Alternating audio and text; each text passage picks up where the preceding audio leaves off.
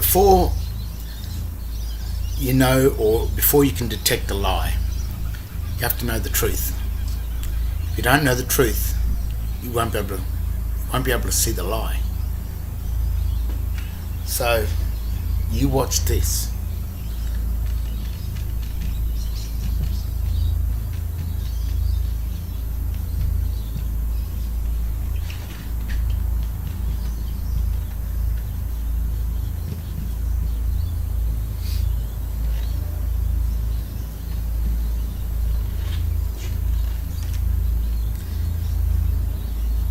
Most of us will read that as the cat sat on the mat. But that's a lie.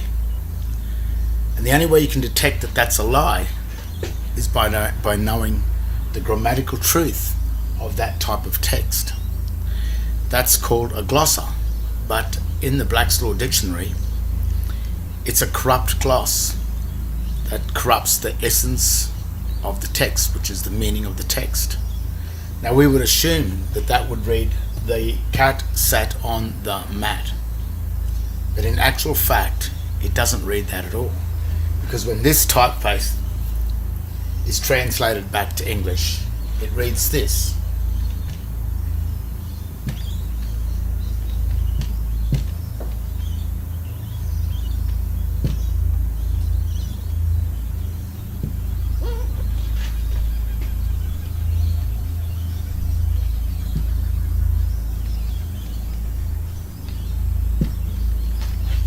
That's what it reads.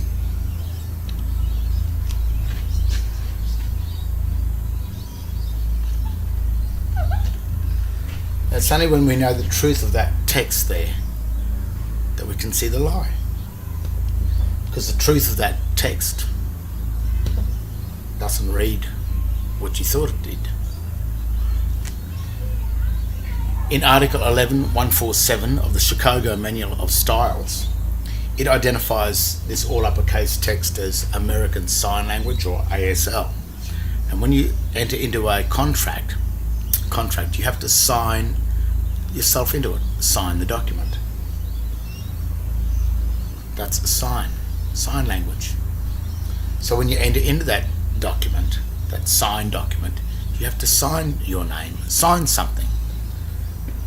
And the trick is, in 11.147 of the Chicago Manual of Styles, it shows you the truth of how to write sign language. It shows you the correct way to do it.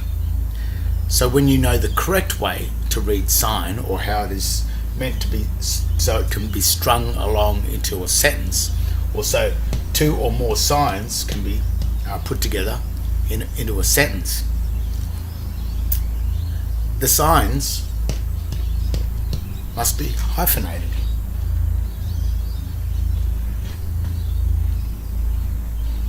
Because sign language follows the grammatical rules of ancient Latin, and it also uses ancient Latin, which is the all uppercase symbolic text, to create signs. So when you know the truth, when you write the cat sat on the mat and you put the hyphens in between, well, it actually reads the whole lot. It strings it together into a sentence.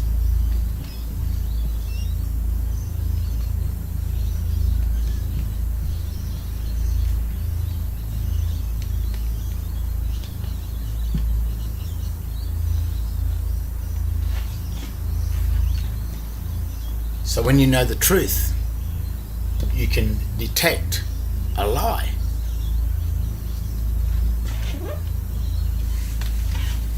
You see,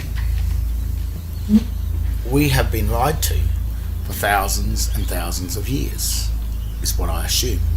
But especially in the last, since Accursius in 1230 AD, when they created the Corpus Juris, which is a quasi-trust law system. And what they did to do that is they created two names.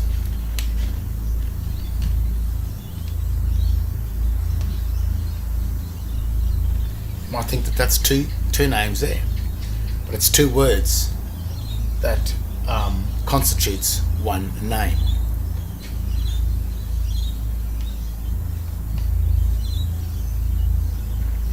There's the other name. Sign language.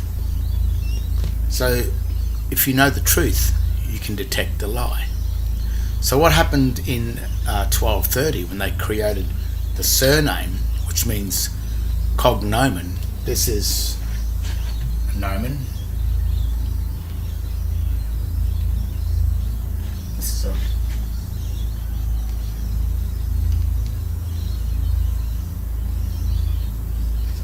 cognomen. That's a nomen.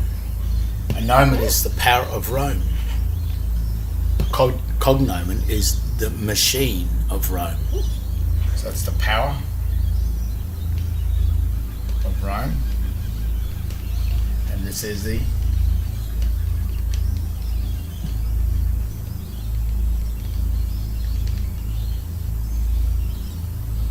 machine of Rome. And a machine is a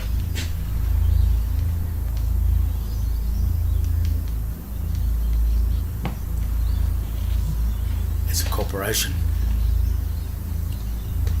It's also the debtor.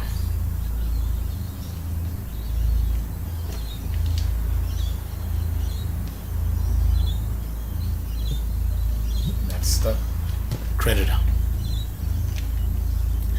So when you know the truth, you can detect the lie.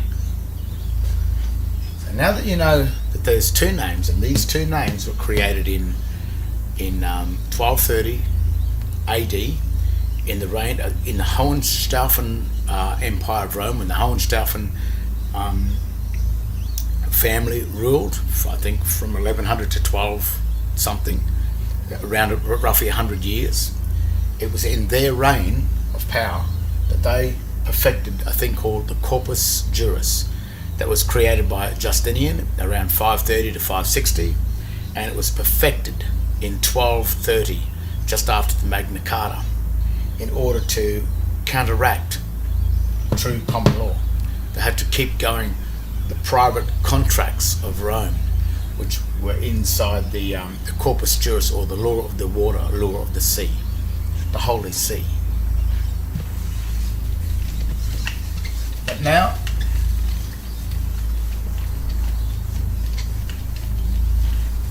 I'm going to show you the absolute lie in trust law. And this is a this is a crime. This is a true crime. This crime is sort of so simple but complex that we don't see it. We don't get it. And because we are born into this crime, birthed into it, born into it, we can't see the truth, because the lie appears to be the truth because we were born into the lie.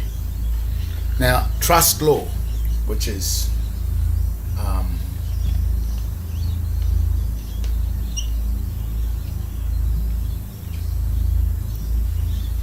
it has three elements, and it's usually used in private contracts, and it's a very powerful system, because if there's a contract established between two parties, a third party is present, and it acts as a go-between, but also acts like a witness to the agreement that was made.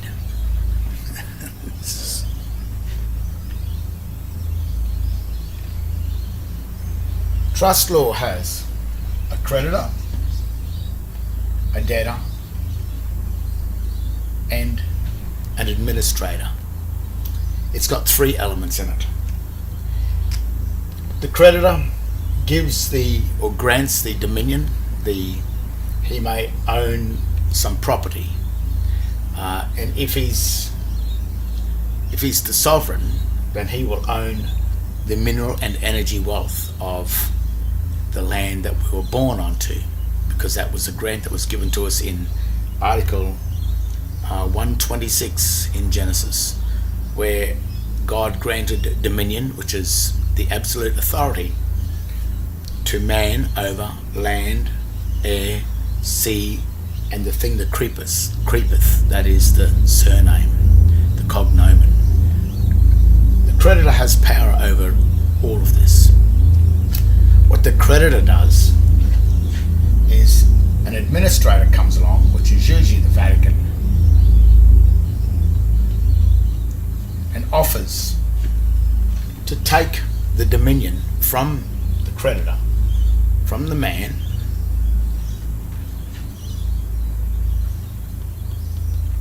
in order to administer it and look after it for man, so that he doesn't have to worry about it, but he'll take a percentage. And what the administrator then does is he offers this to a debtor to pay the debts of the bills of the state. So the administrator holds all these debts and he gives it to the debtor. The debtor pays the bills, but what the debtor gets is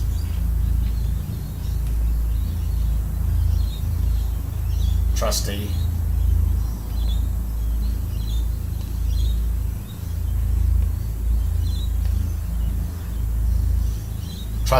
compensation. So he gets compensation, the administrator gets a percent as an agent, because he's a go-between here, and as the debts are paid back, the debts are paid to the creditor. The creditor gets the profit.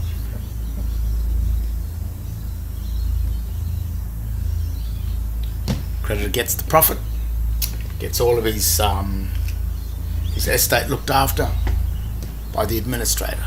The administrator hands it to the debtor, and the administrator acts as the go-between. That's how a trust works. That's the truth. Now that you know the truth about the trust, you should be able to detect the lie. So we have the truth. There's a creditor, there's an administrator, there's a debtor. 1, 2, 3 parties makes up the Trinity, the trust. 1, 2, 3. That's the key.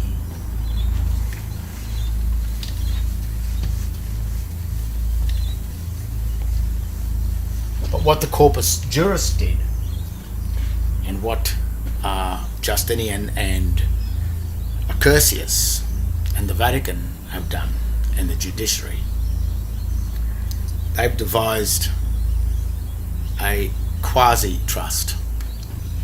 It looks much the same.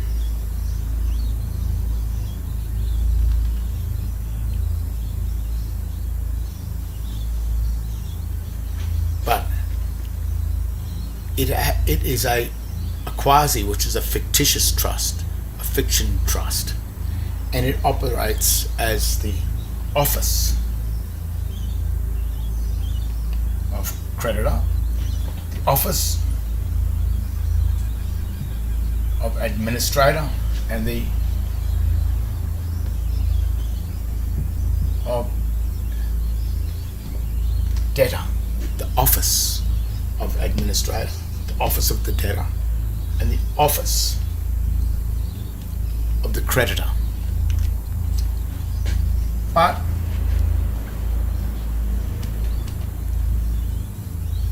these offices have to be filled, and in reality there are only 2 parties. There is us and there is the administrator. But the difference between the creditor, the administrator, and the debtor, between us, you and I have only got a choice of being either the creditor or the debtor. We can also become the administrator too. But once the administrator, that's the judiciary, the judges, the magistrates. Once the judiciary sign an oath or swear an oath to leave the debtor or creditor standing and become the administrator, that oath is a life oath. They are told how the system works on the condition that they never return back. And if a magistrate or a judge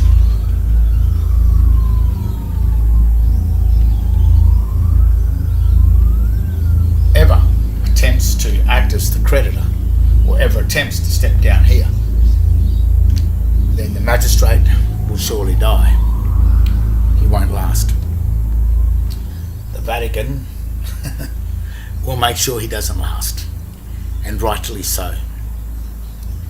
But when it comes to us, so that puts the magistrates up into the office of the administration. But what one are you? Well, if you have a look on your birth certificate, it says on the day you were born, something was birthed. And that was Smith.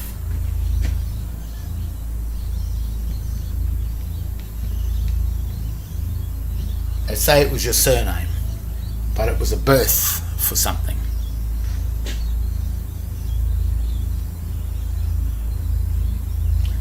And about a month later, your Christian name was then birthed.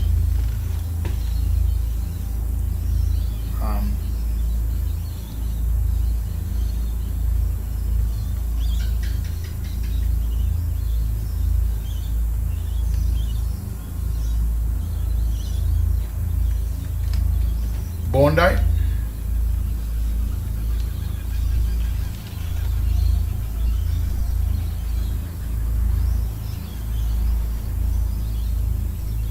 And registration date.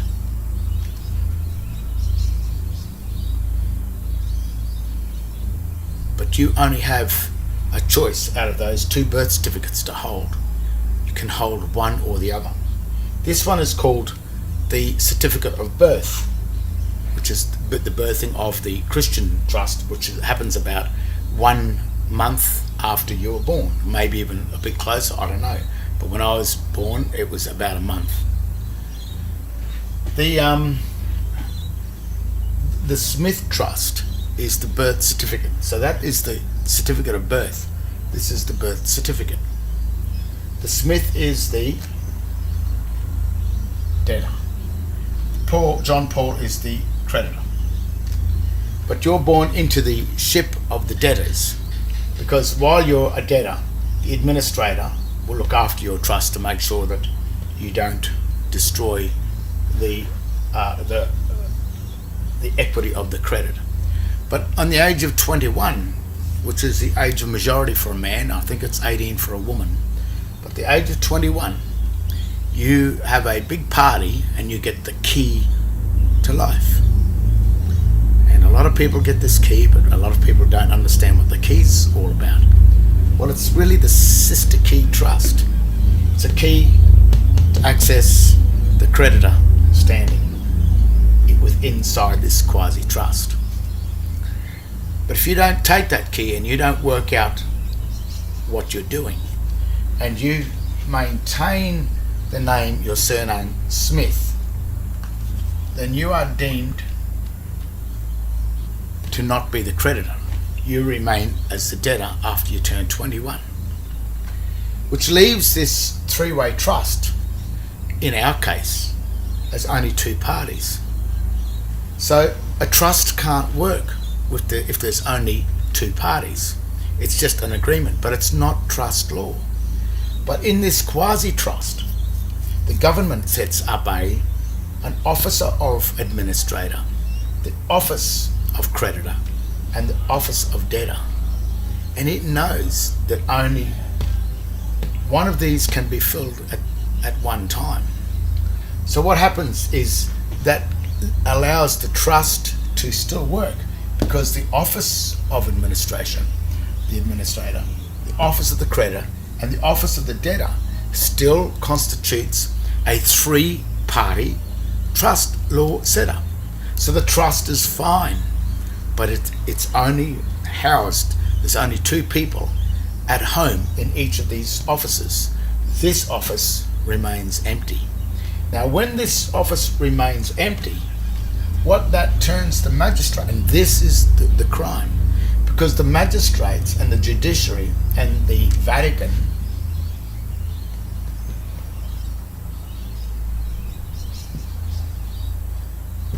that offered to act as the administrator, the minute the creditor is not there and it turns into just a two-way trust, it turns the administrator into the creditor, because the creditor moves back up to tier one. That becomes the creditor. He becomes just the debtor. So the debtor now, as we've paid the dominion, which is the authority to the mineral and energy wealth. These are the mines here.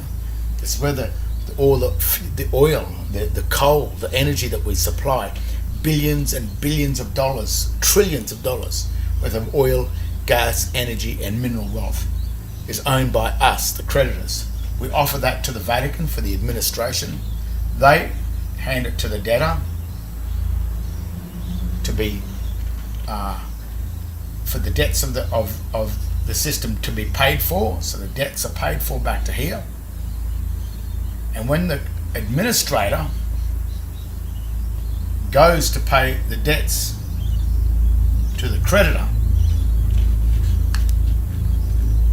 the creditor's not there. And the Vatican then becomes the creditor. So the trust is a quasi-lie set up to let us believe that it's all properly working. So when we go into the court, we go in on this side, the police or the councils, they sit on that side. The magistrate sits up in the chair at the top, but by the time you walk out, what the magistrate has done is that all he does is he establishes, are you the creditor or are you the debtor? And after he gets your name and date of birth, he works out that you become the creditor, that you become the debtor. There is no creditor. So that means that everything that's been paid for, that you've paid your house loans, all your fines, your mortgages, everything that you've ever borrowed, your credit cards, everything has been paid back to the administrator, who turned himself into the creditor by deceiving you into becoming the debtor. Now what happens when you come back to being the creditor, if you find your way back to being the creditor? By working out your true name and your true date of birth, and by starting to hold this side over here, then you are no longer the debtor. The debtor, the office of debtor then becomes vacant, which changes the administrator of the creditor and their debtor. Once the debtor's gone up here, it changes the magistrates, the Vatican, into the debtor.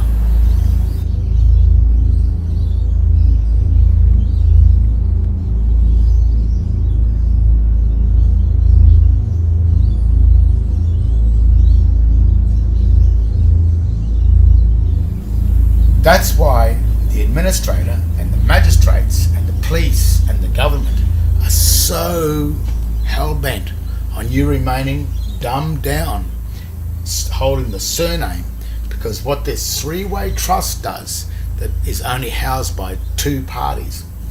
It's housed by the Vatican and us. And we make the choice, are we creditor or debtor? If we are debtor, the administrator becomes the creditor. But if we become the creditor,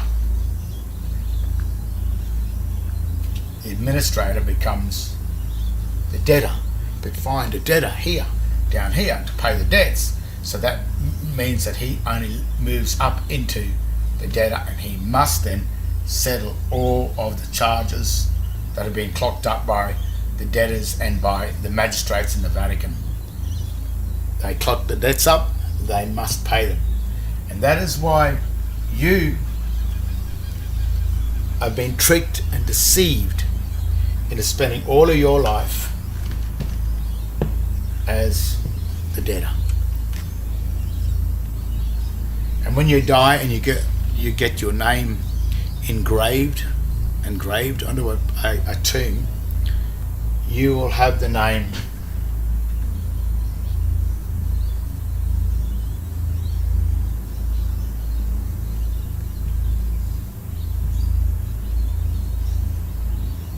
John Paul Smith. That is the debtor. And it's also the born date.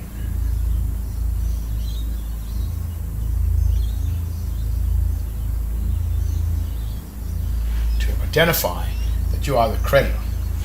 And then what the administrator does up here, the magistrate, he makes sure that that name goes on the tombstone, and he uses the tombstone as the absolute confirmation that you as the debtor never return back to being the creditor, because the proof is on the tombstone. The final stone, the final act that you did is the final act of death. You remained as John Paul Smith. You did not come back as the creditor, as John Paul. The evidence is on the tombstone. That is your eternal death. So that gives the administrator the right to claim the estate of the creditor and never have to pay back. And what he's done, it's called conversion, because he converted the mineral and energy wealth, the dominion, this is the dominion, over here, he converted the dominion of man and stole it and took it for the magistrates and the Vatican, which is the serpent usurper, which is the snake.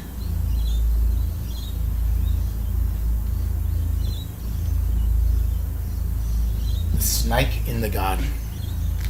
And Adam was tossed from the creditor into the debtor by eating the fruit of the tree of knowledge instead of the tree of life. This is the tree of life, and that is the tree of death.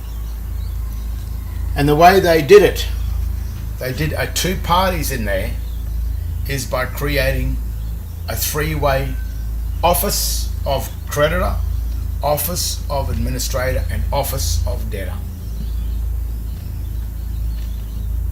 Office of creditor, office of administrator, the office of debtor.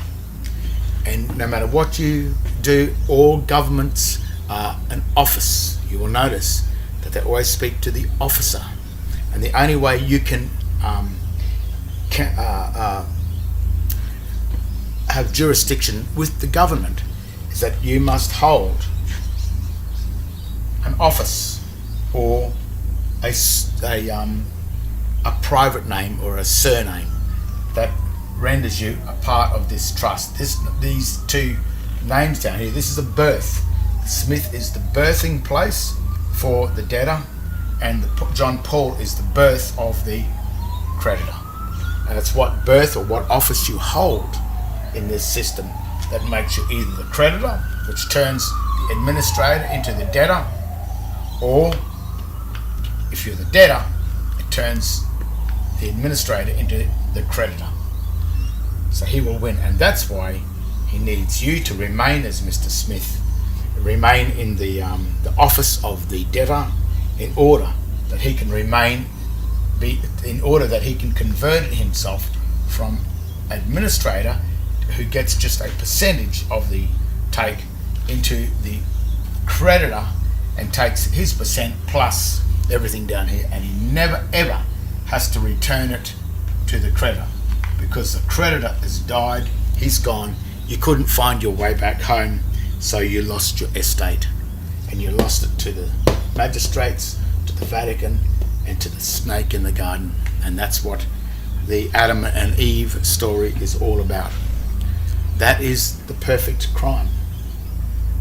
It's a crime of conversion, by converting the dominion that was granted to man in 126 over to Satan, the snake, the serpent, and the magistrates and the judges left the debtor and creditor and signed an oath with Satan, the snake.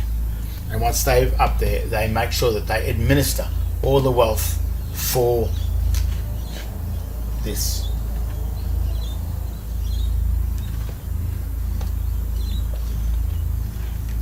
And that's what's happening. That's exactly what's been happening. That's why the Vatican and the government, that's why the Vatican has so much amazing wealth. And that's why the Vatican Bank and its corporations and the Rothschilds, that are the debtors of the Vatican, the first debtors, are acting as the agents that are actually converting the dominion of the creditor into their pockets and leaving us as a debtor through the grammatical deceptions, sign language, and they're using the debased sign language, which is the corrupt glossa, the corruption of the glossa, in order to fool and trick us into falling into a quasi-trust, a quasi-three-way trust, which means a copy of a real trust, but it only can have two parties, which destroys the essence of the trust. It must have three parties, but it can't, because we can only be the creditor or the debtor. It's a choice. That choice was established in the Garden of Eden with God when he said to Adam, if you eat from the tree of knowledge, the tree of death, you will surely die. So there's no one or the other. There's no one and the other. It is just one or the other. That's the perfect crime. I think it's the only crime that's really we've been warned about in the Bible. We're warned about this crime here. God warned Adam not to fall for the tree of the debtor, or you will surely die. That's the perfect crime.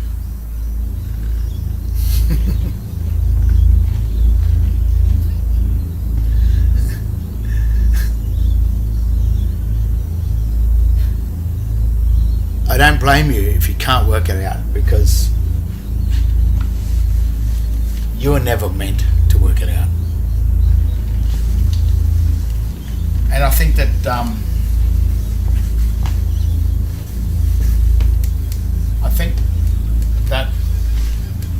Satan's time has come.